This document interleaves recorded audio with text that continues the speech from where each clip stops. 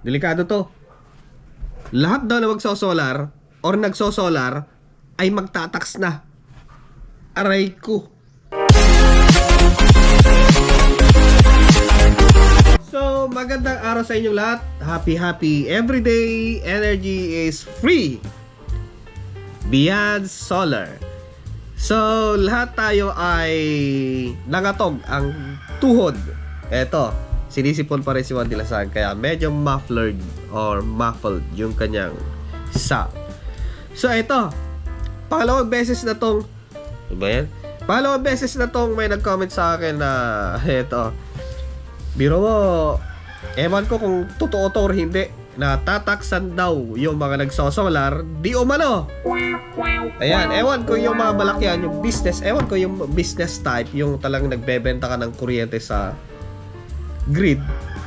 Eh, syempre, business yun, malamang meron yun, pero siguro yung private, yung gaya nung sa akin, sarili kong tayo sa aking area, sarili kong bili, lahat ay sa akin. Eh, syempre, nanginig din yung aking tabel. Nanginig ang aking tuhod kasi nga, biro mo, humahanap ka ng paraan para kahit paano gumagaan ang life. Para kang sumisid na lubog ka na. Hirap na hirap ka ng huminga, hirap na hirap ka ng lumangoy para mabuhay, nilalaban mo yung buhay mo. Then, para may kamay sa'yo na ilulubog ka pa ilalim. So, ewan kung totoo to or hindi kasi sabi. Pangalawa na to, ewan kung nasa inyo isang comment na una na darating daw araw na tataksan na daw yung mga, siguro yung mga private na ganito siguro. Di umano. Di umano. Kasi sa tingin ko hindi pa naman eh. Pero kung sakasakali, payag ba kayo? Comment down below kung papayag kayo na grabe, di ba? Kaya ka nga independent na. Sinisin mo na lahat ng dapat sisirin. Nilunok mo na lahat ang di dapat lunukin. Di ba? Inutang mo na ang lahat ng mauutangan para magkaroon ka ng ganito. Tapos para makaiwas ka lang sa grabing pataas ng VAT na kuryente. Tapos parang nagtatago na pilit siyang hinahanap. My goodness.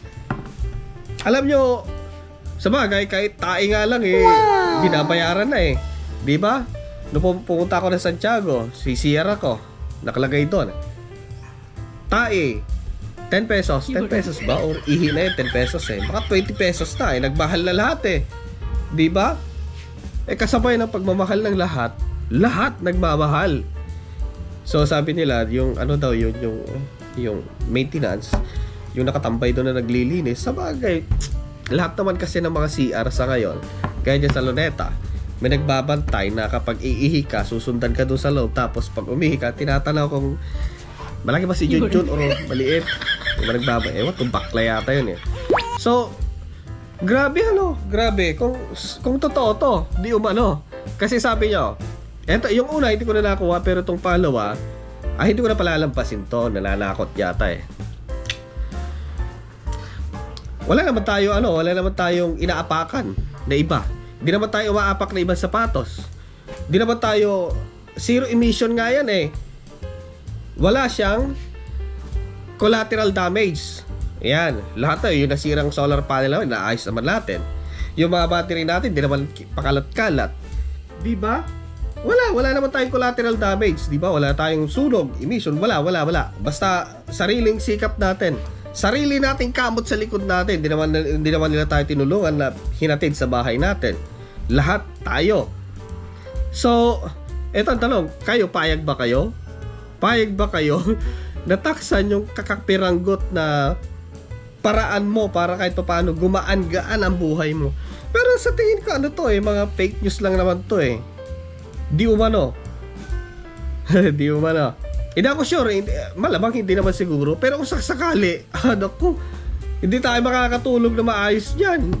Biro mo yung nilagay mo pala, problema mo pala, sakit ng ulo. Eto sabi niya, wala kayong mapapala sa... Yung isa noon, ewan kung sino nag-comment doon, wala kayong magpapala sa solar kasi nga, darating ang panahon, tataksan na nila, ang alam ko ay per kilowatt. My goodness. Paano to? Akala natin nakalusot na tayo. Nakaalis na tayo. Parang ano eh, parang wala na tayo sa alon. Nasa gilid na tayo, safe na tayo. Kasi nga, gumawa tayo ng paraan para wala tayong problema. Ang mahal kayo ng battery, ang mahal ng solar panel, ang mahal ng inverter. Yan. Per kilowatt base ng tax ninyo. Kasi kumukuha kayo ng energy. Dito na ako natawa. Kumukuha kayo ng energy sa araw. Hindi. Hindi. Di umano na to talaga. Hindi na to totoo. Hindi na to totoo talaga. Hindi na totoo. Malamang siguro kung business type ang gagawin mo kung magbebenta ka sa lalagay ka ng malaki. Ayan, maglalagay ka sa isang lupain, 2 hektarya, 10 hektarya. So, siguro meron na kasi nga, business na yun Ayan, kumikita ka na, kailangan mo na magbayad ng additional tax. Kailangan ko ng kuryente. So, dito totoo. Hindi siya totoo. Kasi yung una nun, hindi na ako nagsayang ng oras para basahin. Pero ito, hindi ko na palalampasin. Grabe yung ilong ko. Ilang linggo na to. Pero kung sakasakali, dito ako natawa kasi nga yung kumukuha daw tayo ng energy. Wala namang may-ari dyan Sino pa may-ari sa araw? Diba? Wala may-ari dyan. Ayan, wala may-ari dyan. Wala. It belong from the God. Yan. Binigay niya yan na walang bayad. Tapos ngayon, patataksan nila, pababayaran nila. Ano yung renta? Ano yun? Franchise? May franchise tayo sa araw at babayaran natin sa Hindi, dito ako natawa. Kaya hindi na siya legit, hindi siya totoo. Ayan. Siguro maraming kaya nanood dito, marami ding naalarma kasi nga nanginig ang tabel, sabi nila, yung tuhod. Nanginig ang tuhod kasi nga biro mo, akala mo safe ka na. Yung pala babayad ka pala sa per kilo. Di naman siguro. Kayo papayag ba kayo? Hindi naman siguro. Para matigil na tong issue na to, yung baka may ulit-ulitin niya, maraming maniniwala. So, siguro hindi. Biro mo, kita mo lahat naman nagbabayad tayo Alam niyo yung pinong screen, kung gaano karaming strand niya, ganun tayo nagbabayad ng tax Ganito. Itong inverter from factory, nagbayad na tayo yung gumawa, nagbabayad ng tax. So, saan nila ipupunta yon? Mga materyales, bayad ng tax. Travel, pumasok sa Pilipinas, exchange. Ayan, exchange tax. Tapos, travel, business. Yung business, nagbabayad ng tax. So, saan niya ipapapasan yung tax nun? Di syempre sa mga consumer. Hanggang sa dumating sa atin. Diba? Tinesting nila, nagbayad ng kuryente. Travel. Hanggang sa yung travel, gas, babayad ng tax. So, patong-patong na tax ang binabayaran natin. Yung tangke na aking CO2. Syempre, pag binili ko yan, syempre, lahat na lang anik-anik doon sa pinagbilhan ko, lahat na mga expenses niya binayaran ko. Pero sa binayaran ko, shoulder ko na yung mga yun. Ngayon, ako rin na magbebenta ng service at yung mga metal works ko, i-distribute ko rin yan. Alangan ba naman, di ba? Bibili ka ng noodles, ang benta mo sa noodles, the same. Nag-travel ka pa sa 20 km to sale, di ba?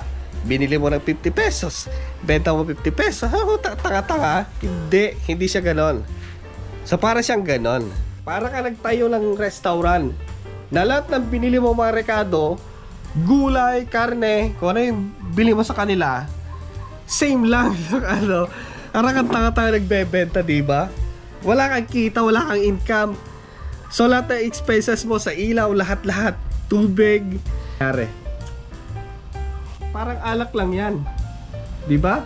Na nagbabayad sila ng tax na napakamahal-mahal. Ngayon, sila mag-shoulder. Ipupunta nila kayo sa mga consumer. Ayan. Sila yung para kumonti daw yung mga gumagamit ng alak. Kala ko ano na, yung umiinom ng alak para kumonti, or naninigarilyo para kumonti daw. Eh imbis na napakonti, ilang mga bisyo kasi, gaano man yan kamahal, shoot yan, sige lang.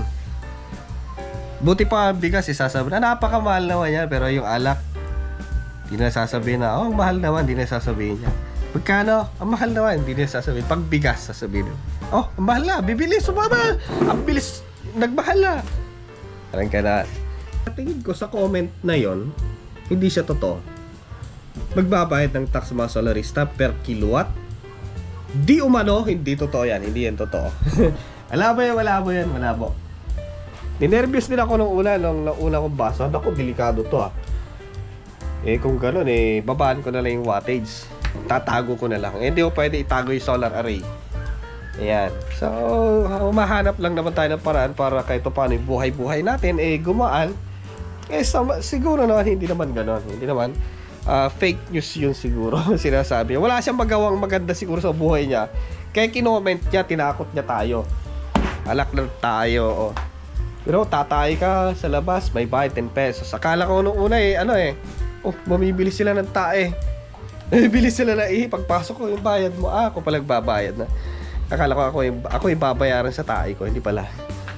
Ay, lintik na buhay to. Naghahanap tayo ng para-paraan, pero hindi naman siguro gano'n. Hangin nga, binabayaran na natin Ibig sabihin, may tax na yan.